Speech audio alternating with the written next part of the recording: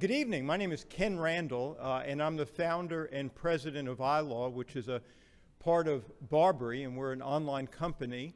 And I'm a Dean Emeritus, Dean for 20 years at the University of Alabama, and I want to welcome you to our version of Live with Kellye and Ken.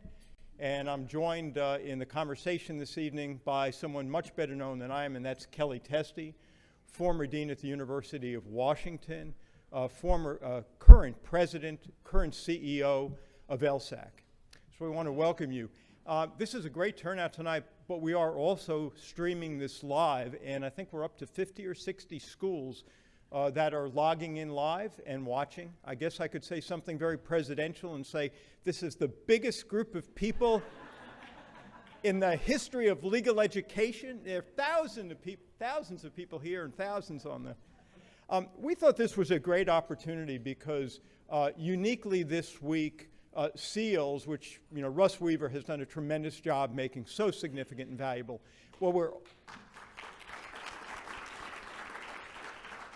And SEALs is a little later this year, but it is overlapping with the annual meeting of the ABA this week. And we all know that on Monday and Tuesday, the ABA House of Delegates was voting on a significant slate of proposed revisions to standards to the ABA code. Deans have been looking at two particular provisions, one's dealing with admissions and those dealing with distance ed. So we were saying, well, maybe this time we'll come together and we'll have a great conversation about this on Wednesday, discuss what happened, think about navigating them, so that's what this is about. So we'll get started, and Kellye and I thought we'd start with distance education, probably limit the discussion to about 20 minutes, and then move over to admissions. There will be time for questions. If you want to interrupt, in fact, mid-sentence, do it, but we'll try to end, 10 minutes to go at the end so we can have some questions. And for the folks who are logging in live, you also can type in questions and ask us as we go along. As you know, the ABA this week looked at an expansion of the distance education credits allowed under Standard 306. Just quickly to remind you of where this standard has come. For the first time back in 2002, the ABA voted to allow credits by distance education, and they defined distance education as a physical separation between professor and student, and ultimately said that they defined in that early standard, what they'd call correspondence classes, technology classes, everything other really than residential. And in the first iteration of 2002, the ABA said that a law school could allow a student to take 12 total credits toward his or her JD, but not more than 4 at a time. Not sure what happened if you would move to number 5. And you could not take those credits until you had 28 residential credits under your belt. And I will tell you, I was the chair of the committee that first wrote this standard. It was a highly politicized committee. People had really strong feelings about legal education and the traditions and what we would be doing with online. Took, I guess, 2 or 3 years to get it passed, and ultimately this was the first iteration of it. The ABA did add some commentary along the way, like the one that said interactivity and engagement with the faculty must be at least the same as you'd get in a residential class. But basically for a long time, until 2014, the number of credits stayed the same. Then in 2014, now just a couple of years ago, the ABA did vote to expand, going from 12 to 15 credits.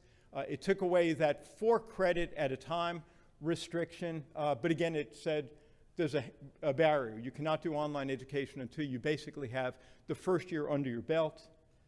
And then, of course, you've, I'm sure, heard by now that on Monday the House of Delegates voted to approve the new version of 306, which is a significant expansion of 306 in 2 ways. First, it goes from 15 online credits being allowed all the way to 1/3 of a student's JD at an ABA accredited law school.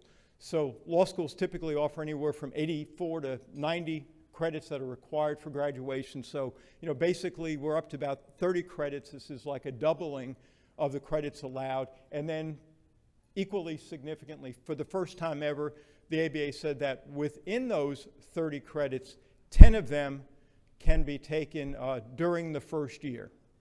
So, really very substantial increase. One thing also is that the ABA today defines an online class only as one where more than 1/3 of the course is taught remotely. So the 30 credits that are now permitted under Standard 306 are in addition to the fact that 1/3 of each and every other credit can be taken online. So if you do the math and add that together today, more than 50% of the JD can be taken online. I was here when they were voting, and Kellye and others have shared, the House of Delegates where I'm from, the University of Alabama, told me what happened. And actually, although all of us, I think, were predicting that the ABA would approve this, apparently there was a charge near the end for that to stop, because there was a motion from the floor to sever the 306 standard and to vote on everything else together. And the motion to sever lost by just a couple of votes, 4 or 5 votes. I think if it had been severed and there had been separate debate, probably 306 either would have been withdrawn or would have lost, but ultimately it came together in the package, so this is the 306 that's been passed. Again, this just highlights the most significant changes. Again, we're up to 1/3, 10 credits in the first year, and again, the standard has retained the definition of a distance education course as being more than 1/3 online. Question for deans, associate deans, faculties, how do you navigate these rules? And obviously what this does is it gives you freedom. It really gives you much more freedom of choice in what you do with the online platform, right? It does not mandate that anyone has to take anything online. You can have a legal education that's bereft of any technology. So this really just gives you the outer limits.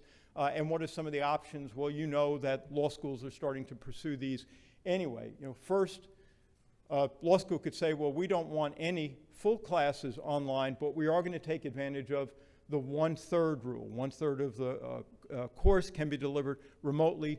You're already seeing that. iLaw is working with some law schools to build 1/3 of the first year classes online. So we have faculties that are doing 2/3 of the residential component and then 1/3 online. That's already happening. That's a hybrid class. It does not take any variance. That's permitted by the ABA. Secondly, you certainly can now offer 10 credits in the first year, and you can do it synchronously, you can do it asynchronously. At iLaw, we actually have built the first year content already.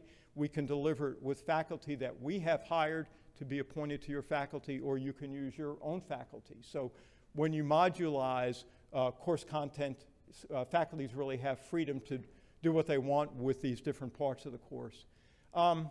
Third, an area that I think is really going to be impacted most significantly is that law schools will use 306 and the expanded amount of credits, particularly for executive JDs, part-time JDs, evening programs. So as we think inclusively about adult learners or folks who really cannot come easily to a residential campus for their full JD, now they can stay home, they can stay in their office for a more significant part. So that would be my prediction, that this will be the most significant early usage of the expanded 306.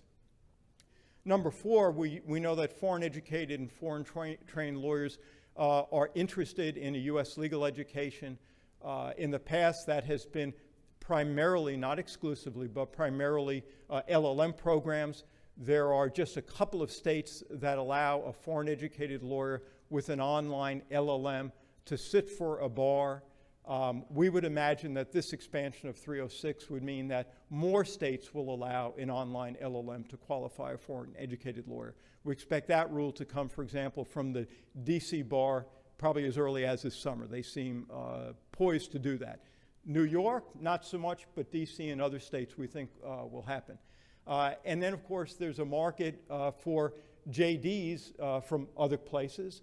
And this would allow a foreign educated lawyer, again, to take 1/3 plus 1/3 of every other course online toward the JD, and then cut down on the time that the foreign educated lawyer had to spend in the United States. So for schools pursuing foreign educated lawyers for the JD programs, this again is a significant expansion. And then you have a variance.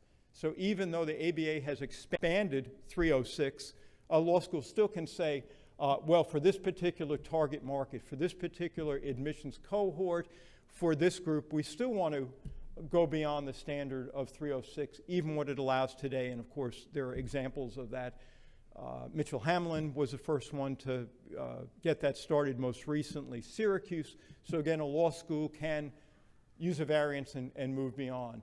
We're today actually working with some law schools on variances for the first year. What we know now because of 306 is that the breadth of that variance will be more narrow, because what we're asking for is less than what we were asking for before because of the expansion to 30 credits online. So again, this gives law schools a whole lot more freedom.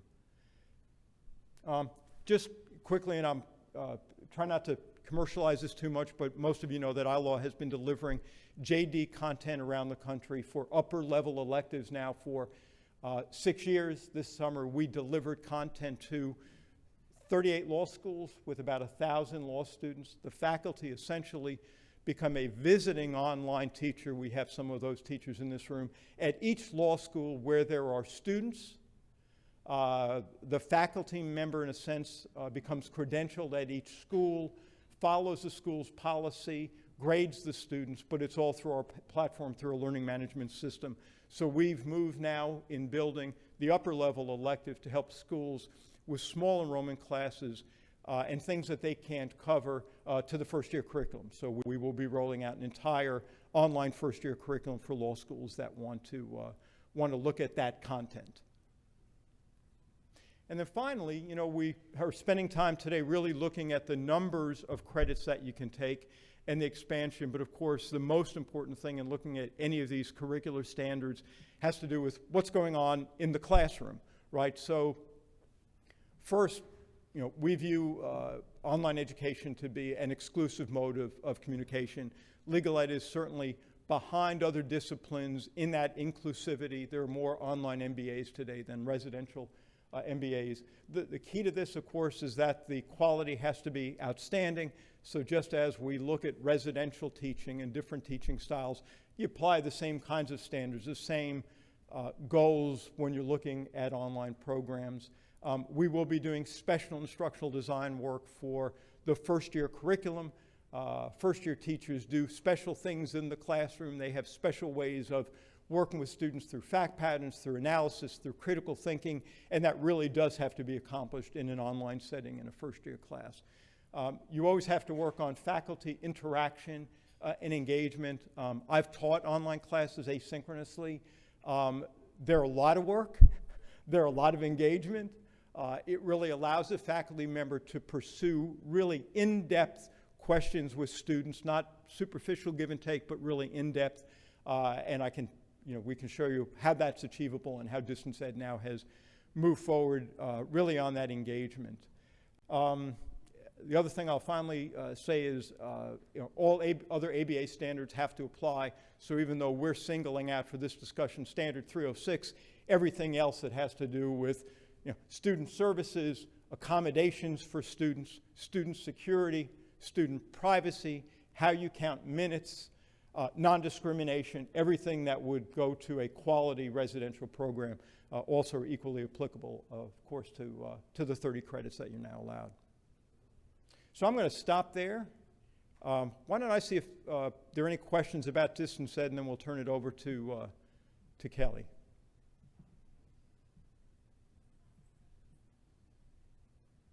Tom.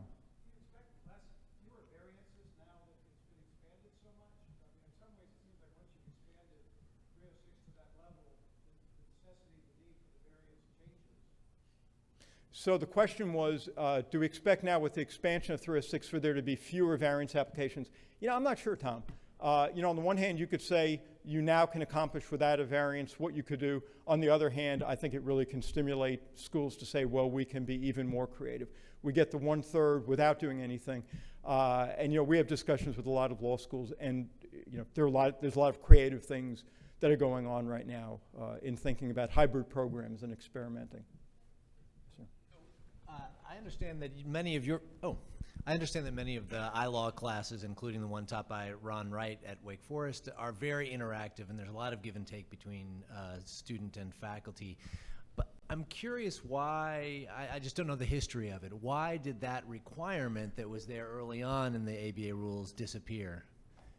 It's a great question. I think everyone heard it. So I guess it's fair to talk about committee discussions that now occurred 15, 20 years ago.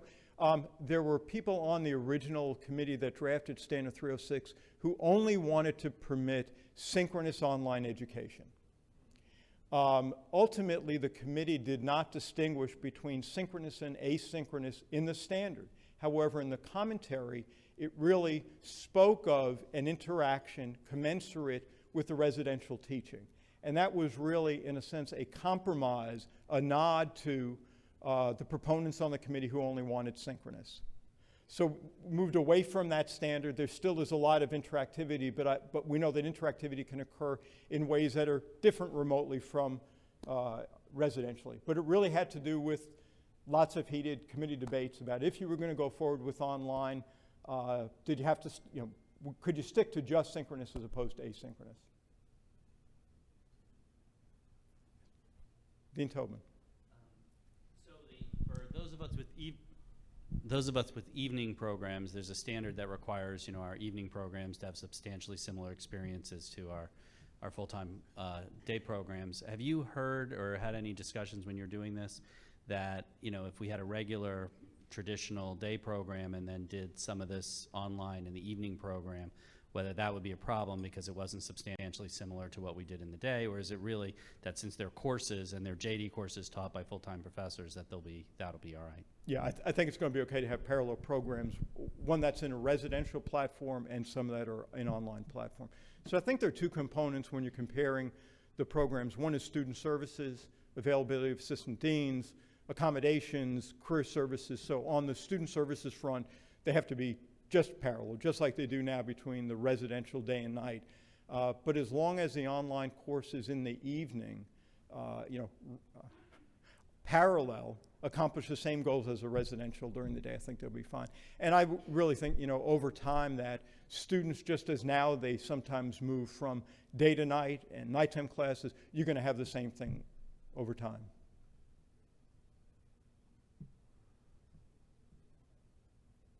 Okay, I'm going to call on Dean Testy.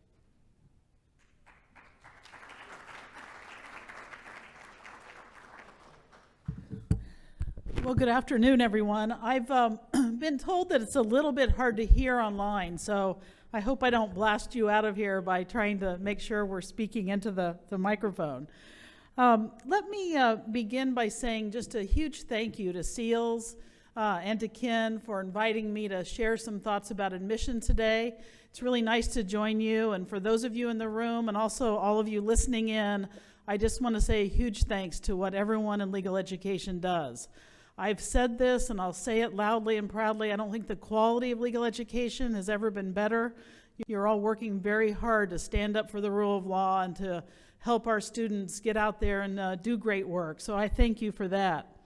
And I have really enjoyed joining LSAC. It's certainly a new role for me in legal education, and but I've been passionate my whole life about helping to build the future of justice. And so as we help encourage young people to come to law, that's been our focus and will continue to be our focus in doing that in ever more innovative ways. I want to mention very quickly, because I know that we have many faculty here as well as not always just the admission community that I'm used to speaking more with. And I can tell you that when I joined LSAC, I had a little bit to learn about what all it did. And so to just mention very quickly, you know us best for the LSAT, for developing and administering the LSAT. But at the same time, we are the admission hub for all the law schools in America and in many other countries. providing core products and services, including the candidate assembly, where we make it easy for them to apply to your law schools. We also provide the software that powers the admission offices in all of your schools. And we do nationwide and indeed international forums and diversity initiatives to make sure we're encouraging the pipeline of candidates coming toward legal education and coming to your schools. We are a membership organization, but we don't charge schools for all those services. So those are provided and have really meant that what LSAC has created with all of you is a very healthy ecosystem for admission that is in many ways the envy of many fields. We hear from them a lot wanting to replicate what we do with all of you. I want to note that today you had asked for an update on the ABA standards, and I want to remind you that the proposal that was at issue was to eliminate what's known as Standard 503 and its requirement that schools use a valid and reliable test as part of admission process. And the proposal was to eliminate that and then to add into Standard 501 a new interpretation that would have said that a school that does not use a valid and reliable test, there's a rebuttable presumption that they would be out of compliance. And that would, of course, especially been triggered as a concern if the ABA were to have seen issues of retention and bar passage, etc. This was a controversial proposal because I think that many people were concerned about how schools would evaluate applicants fairly with the absence of a valid and reliable test. And it was controversial on the council. You can see there that it went out of the council to the House by a very close vote. And many times when votes are close like that in the ABA Council, they wait and try and build more consensus before moving it forward. This one was moved forward, and just recently, a couple of days ago, it did in fact encounter substantial opposition at the House of Delegates in Chicago. And that came from many different directions: law students, young lawyers, the minority caucus, and state bars. And so the ABA Council had several proposals before the House, and it elected to withdraw this one from consideration and to provide time to build some more consensus and learn from what those concerns were. So that proposal was withdrawn, although, as Ken noted, the change with distance learning and also other significant changes did pass the House, including a restructuring proposal for the ABA Council that eliminates the accreditation and the Standards Review Committee and consolidates all of that into the Council itself. So what does this mean? Let me first say that I think it's helpful to us as we reflect on that to understand a little bit more about why that was worrisome. It was worrisome because of the desire to be fair to applicants and their desire to be evaluated by common criteria. Also, the LSAT gives applicants key information prior to the time they invest their tuition. And there was an expression of concern that even though we look at bar passage and other outcomes, what about the interim period where a student may have already made that tuition investment and then only later to learn that the outcome they hoped for was not within reach? There were also concerns about test optional policies because the clear weight of research shows that injecting subjectivity is always a bar to further diversity, and that those policies, in fact, reward privilege and don't allow diversity efforts to continue in the same way that reliance on valid and reliable tests do. And obviously, not surprising, there was a concern both from students and also from the bar that legal education needs to carefully match enrollment to the employment market, and to make sure that we weren't seeking to increase enrollments without calibrating that to the opportunities that students have upon graduation. So those were some of the concerns that were raised. I want to, as I look at that, then point out a few things about the current standards. So now that that's been withdrawn, we have what were existing 501 and 503. And I think if we look at that carefully, we can see why there may have been some concerns about how we approach some revisions that we may want to make to these. So right now we'll have Standard 501 in place, which basically says that the law school must adopt, publish, and adhere to. And I want to just make sure we hear each of those words: adopt, publish, and adhere to sound admission policies and practice consistent with the standards and its program of legal education. The law school shall admit only applicants who appear capable of satisfactorily completing that program. I think that's probably a pretty straightforward goal that we all share. And then that last provision in C is about readmission petitions, and I won't spend time on that today. But what I do want to do is go on to Standard 503, which I'm sorry that the writing there is pretty small. But I think it's important for us to take a look at 503, which talks about the admission test. And I want to draw your attention to a couple things about this standard that is now continuing to be in place. Notice that it says first that the school shall require a valid and reliable test. And notice that I think the next clause is one that has evaded some of our attention. It's for the benefit of the school and the applicant. And I think that's important because that information that is gained is important for the applicant in making their decision. I also want to call attention to the second sentence of that first paragraph, because it says in making admissions decisions, you must use the test results in a manner that is consistent with the guidelines that the testing agency itself promulgates. And that's a particularly important thing for you to think about as you consider whether to use tests other than the LSAT. You all use the LSAT in manner that first consistent with our guidelines, and that's something that we're always there to help you with. But if you're to look to a GRE or a GMAT or other things, make sure that you're looking at how that testing organization advises they be used. For example, tests that are multiple scores rather than one often say within their own guidelines these cannot be put together into one score, or that they cannot be equated to other test scores. So that's something just to make sure that as we move forward in a world of increased innovation, that we are understanding that sentence in its full import.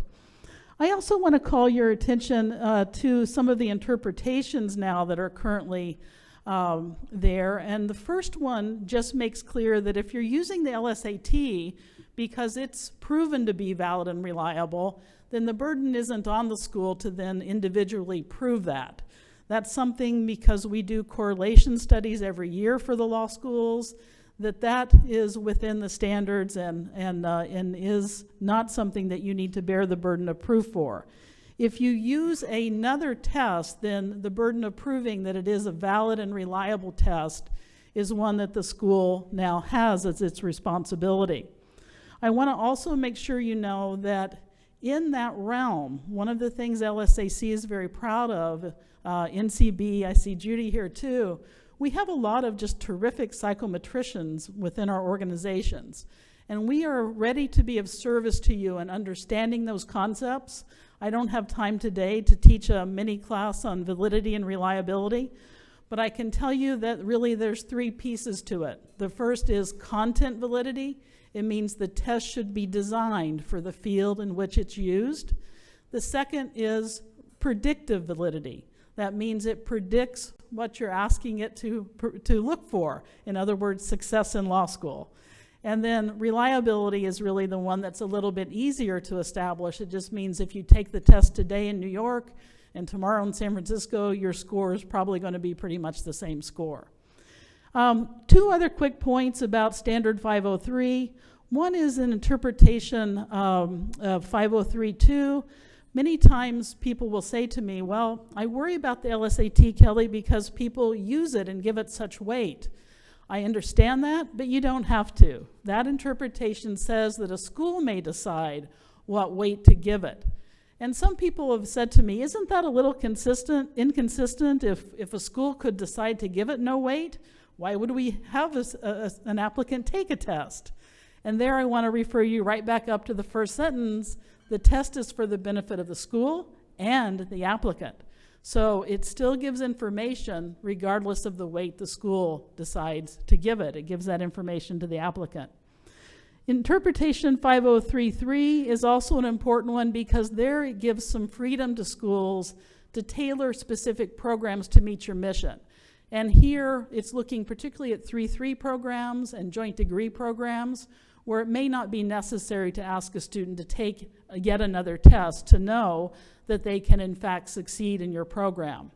And that's in fact the place where I think we probably, as we go back to work and looking at these standards, need to try and give schools even a little more room. This interpretation often limits 3-3 programs to students on your own campus, and there could be, I think, an argument made for broadening that. Likewise with joint degree applicants, there could be a reason to do that. And certainly in the many conversations I've had with schools, it's often in this area of joint degree applicants that they're most looking for ways to make sure that we're not overly impeding the ease with which a student would add a JD degree to their portfolio. So in summary, let me say then that the guidance that's coming then now from the section, obviously you should refer to their own words and, make sure that, as with any regulatory organization, that you're, carefully reading what they say. But there has been an initial set of guidance sent out to deans, and it is basically saying and reminding us that the current standards interpretations remain in effect, requiring the use of an admission test, and that schools need to adopt, publish, and adhere to sound admission policies, as we've seen. The LSAT is a proven, valid, and reliable test, and for others, then the school would need to do their studies to show that it meets the standards for validity and reliability. I also want to make sure you see that this interacts with Standard 509 because as, again, we move into a world where there may be use of more than one test, the disclosures will need to expand and will expand to make sure we're gathering all that consumer information for the benefit of applicants. I want to spend just a minute, if I may, in talking a little bit about what I hope we can do together as we move forward into a world where law schools continue to innovate. We will do our best to be your partner in that, and I'm urging a very strong focus on the alignment between admission policies and practices, between what we're teaching in law school, between what we're asking students to do in licensure, and then what they need to be able to do when they're out in work. If we can all focus on aligning those things together, we will continue to strengthen our educational system of legal education. And many times, some of our changes and our work together has focused just on one piece of that rather than the whole. And so I want to make sure you know that LSAC will certainly continue to focus on what we can do in terms of that alignment by helping launch student journeys successfully, leveling the playing field, and continuing to promote access and equity in all we do in admission. I'm also proud to say that the allied organizations in legal education today, NCBE and ALS and the section on legal education, we're all working together very closely to try and help that ecosystem flourish as a whole. And so I think you will also see many efforts there that will help. In terms of the LSAT itself, one of the things that everyone has hoped to see is us making that more widely available so that the timing of it, the format of it is never an impediment to a student wanting to apply to law school. And so as I've joined LSAC this first year, we've been working very hard to expand the number of test dates. We will be launching the digital LSAT in 2019 with an industry-leading methodology. One of the things that I've learned is that giving high-stakes tests with methodologies that are not as safe as they should be is something that you just don't need when you're making such a high-stakes decision of admission. And so we wanted to make sure that the technology we use is industry-leading because you all need that and you deserve that, and so does our applicants. The test is now being given. We first went for moving to at least every other month, and then we did some great research to show that what students really like, or applicants, I still call them students, what applicants really want is a date certain on most months, but they don't necessarily like May and December because they're graduating and taking finals and things like that. So we're going to be matching what applicants most want to see in terms of timing with how we do the test. We're also expanding the number of languages in which the test is given. We do work internationally, and the good news is that the validity and reliability of the LSAT is very strong in translation, and that's something that I hope we can talk about both in the US and also more widely. You've probably heard about the free LSAT prep through the Khan Academy, but this is something that has just been amazing in the impact it's had. And it's one of the good examples of trying to level the playing field in terms of getting into law school to make sure that there's a high quality option for preparation. The reviews of that from applicants are just stunning.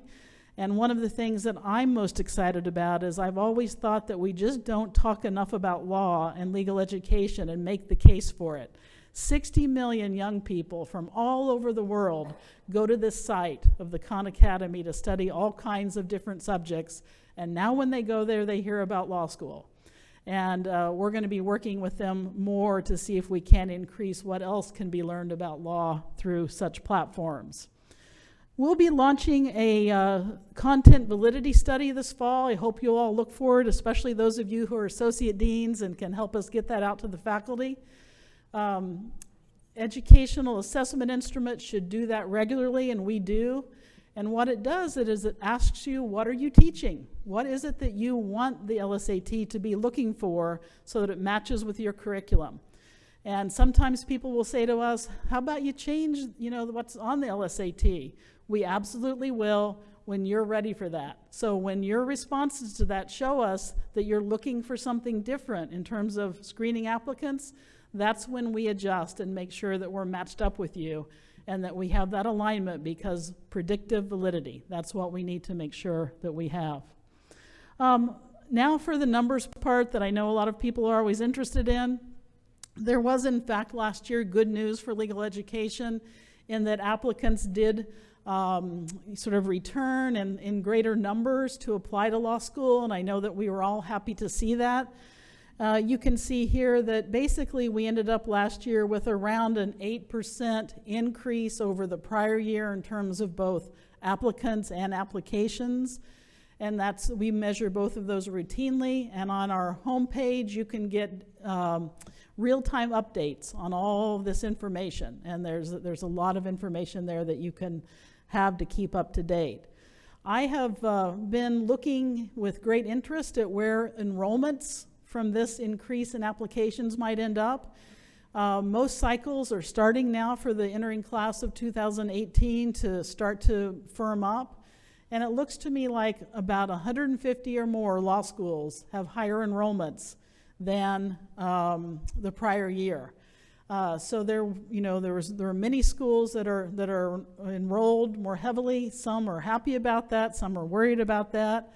And I would just ask you, as you all work together, to please remember to think about that alignment, matching admission to what we're seeing in the job market. Because NALP, who we work with very closely, has showed that we have good numbers in terms of the numbers of our students getting jobs, that's increasing too. But please remember, it's increasing because there are fewer students, not more jobs. And so it will be important for us to work together as we move forward so that we do have that alignment. Last thing I'll note before opening up is that we have an early look at volume for the coming year. As one of my dean colleagues said, my first and best evidence that someone's serious about law school is that they take the LSAT. And so we always measure registration volume to give you a good sense of what's coming for the year. And this is something that I want to note we're going to have to watch carefully this year, because as we offer more administrations of the test, that volume's going to spread out over those administrations. And so we can compare, but we need to do that and make sure we watch a couple cycles, to really see it. But if you look at the summer tests, the summer registrations from this summer compared to last, you can see here that it's jumped up about 23.5% over last summer. And if you all remember, last summer is when we saw a big jump for the first time. It jumped up last summer about 20%, and so this would be on top of that. Now, for that reason, I'm going to encourage everyone, to be watchful, but let's make sure we look at a little bit more of the cycle. September's administration will come around, and then the next one. But as those test dates do spread out more, it makes sense that applicants will spread out across them. So I certainly hope that the big bump we saw last year, that we stay at least there. But I do want to just urge some caution as we look at these this year, because as we've now been innovating with you to create more opportunities for applicants, we'll need to make sure that we're comparing carefully and understanding that. That's one of the reasons why we've made significant changes, to be able to let you see this in real time through our website as you work in admission particularly. And you can count on LSAC to be your partner as you go through this cycle and other cycles, and that as we continue to monitor the ABA changes that may be made to accreditation standards, we'll do our very best to keep you updated and informed about that as we move forward. So thank you very much for your attention today. It's always a pleasure to be with the faculty and deans and staff of the great law schools in the United States. And I've enjoyed being here at the conference, and now would like to open up in case there's a question or two that we could answer.